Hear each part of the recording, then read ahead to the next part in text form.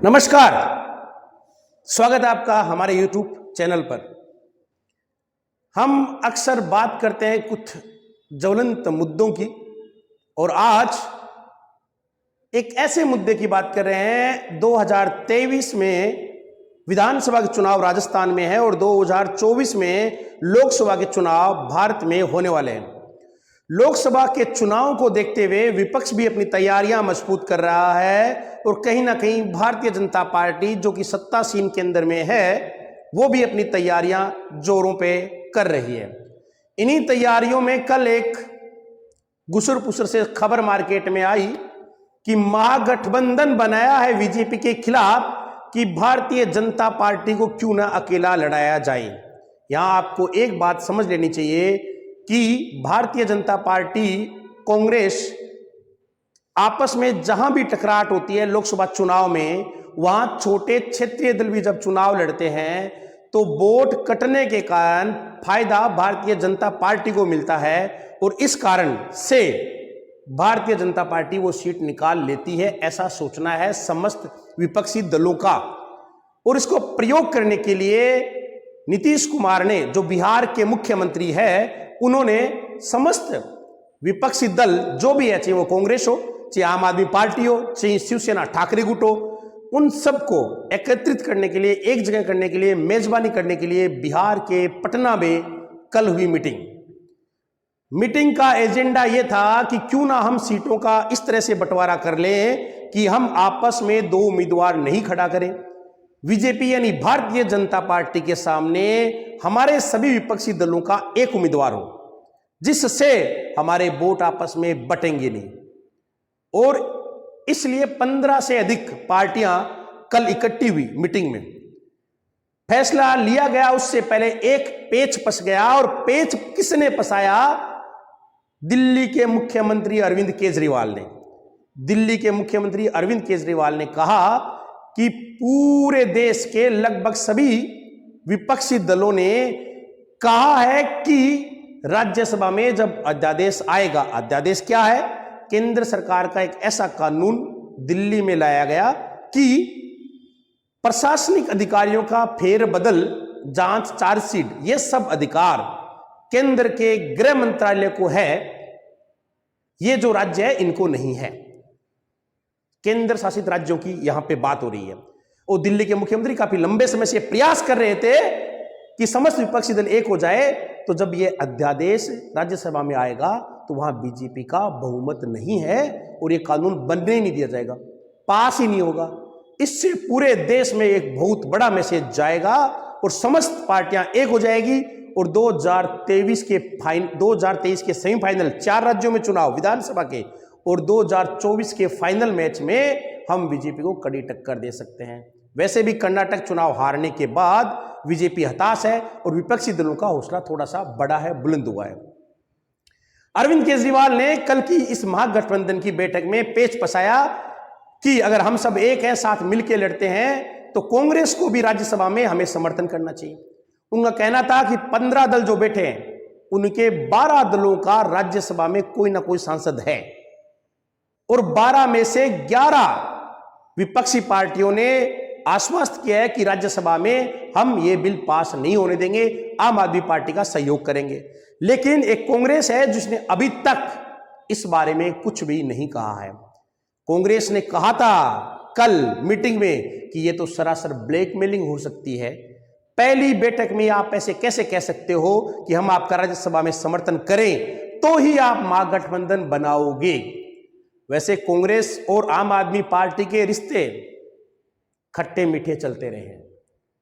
आम आदमी पार्टी कांग्रेस पर व्यंग्यात्मक टिप्पणियां करने में कभी कमी नहीं छोड़ी और कांग्रेस आम आदमी पार्टी का सहयोग करने में कभी कमी नहीं छोड़ी। आम आदमी पार्टी का उदय भी कांग्रेस की जगह पे ही हुआ है। यह बात कांग्रेस को पहले समझ में नहीं आई। पहले कांग्रेस ने आम आदमी पार्टी का सहयोग किया, लेकिन अब धीरे धीरे आम आदमी पार्टी जैसे जैसे आगे बढ़ रही है उसने अपने 2 राज्यों में सत्ता बना ली। दिल्ली और पंजाब में आम आदमी पार्टी का मुख्यमंत्री है और कांग्रेस पूरी हाशिए पे जा रही है। पंजाब के अंदर कांग्रेस की सरकार थी, कांग्रेस का मुख्यमंत्री था, आम आदमी पार्टी ने वहां उन्हीं को निकालकर अपनी सरकार बनाई। दिल्ली के अंदर शीला दीक्षित, आम आदमी पार्टी ने जहां सरकार बनाई है, उससे पहले शीला दीक्षित मुख्यमंत्री थी। किसकी थी? कांग्रेस की थी। कांग्रेस को ऐसा लगने लग गया, अब जाके कई बीजेपी के जो वोट नहीं देना चाहता वो कहीं ना कहीं पहले कांग्रेस को वोट देता था, लेकिन आजकल उसको अल्टरनेट मिलने के कारण, यानी एक और पार्टी मिलने के कारण, वो वोट घिसक के आम आदमी पार्टी के पास चला गया।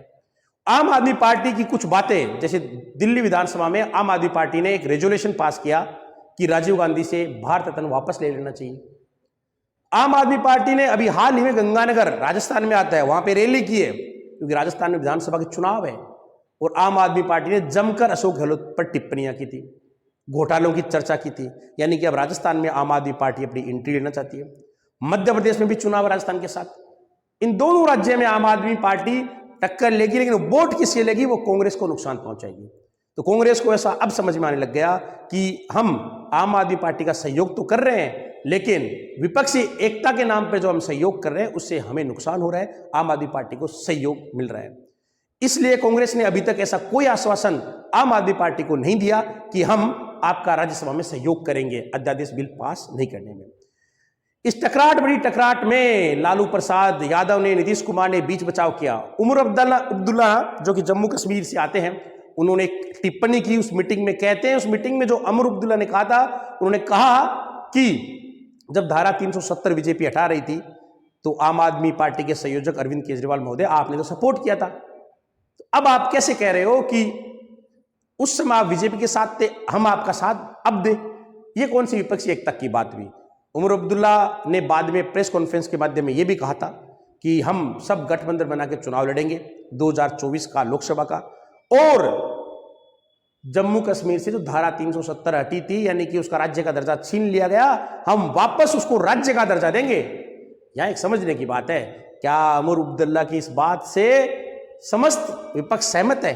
क्या कांग्रेस भी यह चाहती है कि जम्मू कश्मीर को वापस राज्य का दर्जा मिले? क्या लालू प्रसाद यादव, नीतीश कुमार, जो ठाकरे गुट है, शिवसेना, वो सब ये चाहते हैं? ये तो भविष्य के गर्भ में होना क्या है। लेकिन इस महागठबंधन की मीटिंग के बाद प्रेस कॉन्फ्रेंस हुई। प्रेस कॉन्फ्रेंस में अरविंद केजरीवाल नहीं थे, हालांकि समस्त विपक्षी दल थे। प्रेस कॉन्फ्रेंस में कहा गया कि हम लगभग एक मत है, अभी 1-2 मीटिंगें और होनी है, लोकसभा से पहले कर लेंगे, और हमारी अगली मीटिंग शिमला में होगी, यानी पटना से सीधे शिमला पहुंचेगा महागठबंधन। महागठबंधन की हालात क्या होगी ये तो भविष्य के गर्भ में है। कितनी रहेगी? ममता बनर्जी कांग्रेस के साथ चुनाव लड़ पाएगी? क्या ममता बनर्जी वामपंथी दलों के साथ चुनाव लड़ पाएगी मिलकर? सोचने वाली बात है। जहां आपस में साइकिल, उत्तर प्रदेश के चुनाव की अगर बात करें, समाजवादी पार्टी क्या मायावती के साथ मिलकर चुनाव लड़ पाएगी? हाँ, लड़ा है उन्होंने पिछला चुनाव, लेकिन अब स्थितियां बदली है। महागठबंधन की पहली बैठक हम कुछ सफलतापूर्ण कह सकते हैं, क्योंकि उन्होंने कम से कम इतना निर्णय तो लिया कि हम साथ रहेंगे। ये एक बार प्रयोग पिछली लोकसभा के चुनाव हुए थे, उससे पहले भी हुआ था। इस बार नीतीश कुमार उनकी इसकी अगुवाई कर रहे हैं। कहां तक सफल होते हैं ये आगे की बातें हैं, लेकिन पहला पड़ाव इन्होंने पार कर लिया। अरविंद केजरीवाल जरूर थोड़ा थोड़ा उनके टायर को पंचर कर रहे हैं कि आप हमारा पहले राज्यसभा में साथ दो, क्योंकि अरविंद केजरीवाल के लिए सबसे बड़ी चीज राज्यपाल में अध्यादेश का बिल पास होना है। अगर बीजेपी इसमें सफल रही तो दिल्ली के समस्त IAS अधिकारियों की ट्रांसफर या उनके चार्जशीट या कुछ भी अधिकार है वो गृह मंत्रालय के पास रहेगा, और गृह मंत्रालय भारत सरकार में अभी बीजेपी के पास है। तो ये थी कल की बातें। लालू प्रसाद यादव ने भी एक टिप्पणी की राहुल गांधी पर कि आप अब शादी कर लीजिए जल्दी से, आपकी अभी उम्र है। सजेशन दे दिया, बहुत बड़ा सजेशन दिया है लालू प्रसाद यादव ने। लालू प्रसाद यादव ने यह भी कहा था कि बीजेपी धर्म की राजनीति करती है, हनुमान जी उनके साथ नहीं है, हनुमान जी हमारे साथ थे, इसलिए हम कर्नाटक चुनाव जीत गए। खैर, आगे की बातें आगे करते रहेंगे। कैसा लगा आपको ये सब कमेंट में जरूर बताना, लाइक सब्सक्राइब जरूर करना, और अगले टॉपिक का पे जरूर आप पधारें। धन्यवाद, स्वागत।